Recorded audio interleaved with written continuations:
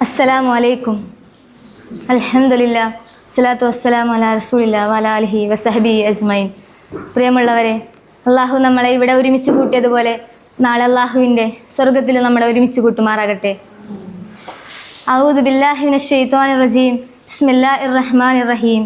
കുല്ലു മൻ അലൈഹാ fan വയബ്ക വജ്ഹു റബ്ബിക ദുൽ ജലാലി വൽ ഇക്റാം. ഓരോ മനുഷ്യനും അവൻ്റെ ജീവിതത്തിൽ സംഭവിക്കൽ നിർബന്ധമായ ഒരു വിഷയത്തെ സംബന്ധിച്ചാണ് ഞാനിന്നിവിടെ പറയാൻ പോകുന്നത്. മനുഷ്യജീവിതം 3 ഘട്ടങ്ങളിലൂടെയാണ് കടന്നു പോകുന്നത്. ഒന്നാമത്തേത് ഈ ലോകത്തുള്ള ജീവിതം, രണ്ടാമത്തേത് ഖബർ ജീവിതം, മൂന്നാമത്തേത് പരലോക ജീവിതം. ഈ 3 ഘട്ടങ്ങളിലൂടെയും ഒരു മനുഷ്യൻ നിർബന്ധമായും കടന്നു പോകേണ്ടതുണ്ട്. പ്രസിദ്ധമായ ഒരു കോട്ടിൽ പറയുന്നുണ്ട്, ജീവിതം ഒരിക്കലും മരണത്തോട് ചോദിക്കുകയാണ്, നിന്നെ എന്താണ് എല്ലാവരും ഇത്രയധികം വെറുക്കുന്നതും എന്നെ എന്താണ് എല്ലാവരും ഇത്രയധികം ഇഷ്ടപ്പെടുന്നതും. അപ്പോൾ മരണം പറയുന്ന ഒരു മറുപടി ഉണ്ട്, നീ എന്ന് പറയുന്നത് മനോഹരമായ മധുരമുള്ള ഒരു നുണയും ഞാനെന്നുള്ളത് വേദനയേറിയ കയ്പുള്ള ഒരു സത്യവുമാണെന്നാണ്.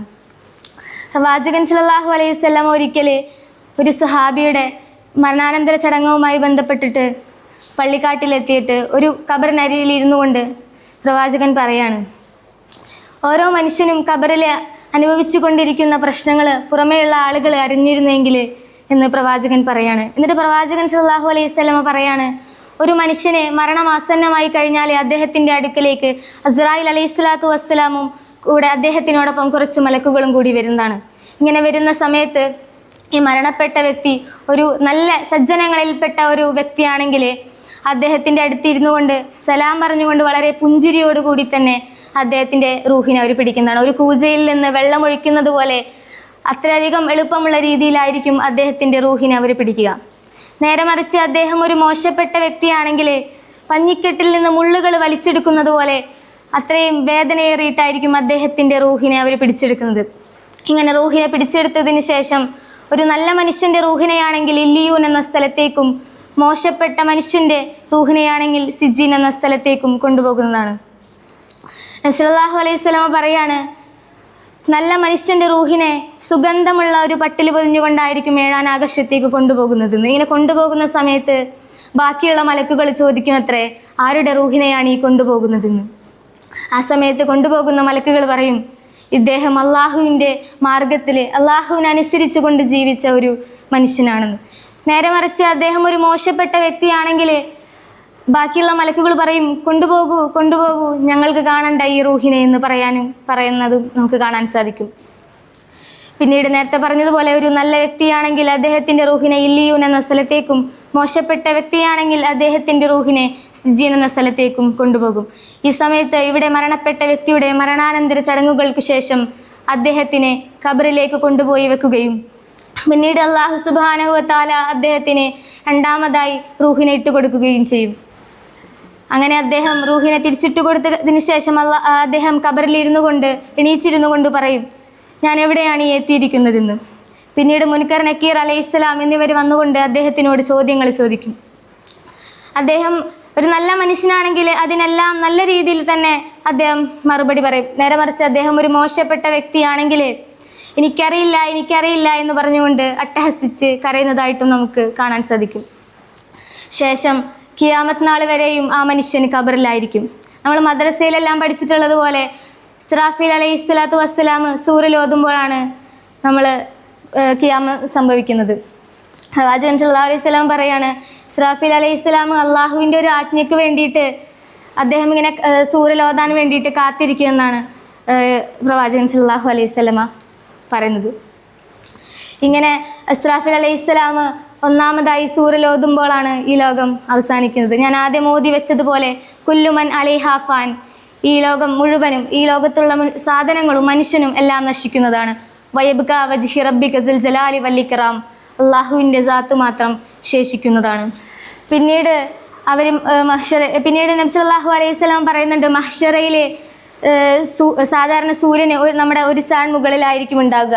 അങ്ങനെ ഈ സമയത്ത് മനുഷ്യനെ ചൂടിലിങ്ങനെ ഇരുന്നു അവരിങ്ങനെ പറയും, അള്ളാഹുവെ ഒന്നുകിൽ ഞങ്ങളെ സ്വർഗത്തിലേക്ക് ഒന്നുകിൽ ഞങ്ങളെ നരകത്തിലേക്ക് ഏതിലേക്കെങ്കിലും ഒന്ന് ആക്കണേ അല്ലാ, ഞങ്ങളെ ഈ ചൂടിൽ നിന്ന് എങ്ങനെയെങ്കിലും ഒന്ന് രക്ഷപ്പെടുത്തണേ എന്ന് പറയുന്നതായിട്ട് നമുക്ക് കാണാൻ സാധിക്കും.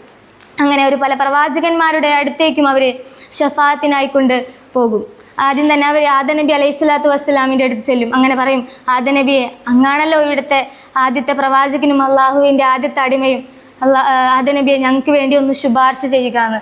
അപ്പോൾ ആദം നബി പറയും, സ്വർഗത്തിൽ വെച്ചിട്ട് അള്ളാഹു താല വിലക്കപ്പെട്ട ഒരു കനി ഞാൻ ഭക്ഷിച്ചെന്നുള്ള കാരണത്താൽ എൻ്റെ സ്ഥിതിയും ഒരു ഘട്ടത്തിലാണ്, എനിക്കും എൻ്റെ അവസ്ഥയും എന്താവുമെന്ന് എനിക്ക് പറയാൻ പറ്റില്ല, അതുകൊണ്ട് നിങ്ങൾ മറ്റ് പ്രവാചകന്മാരുടെ അടുത്തേക്ക് പോകുമെന്ന് പറയും.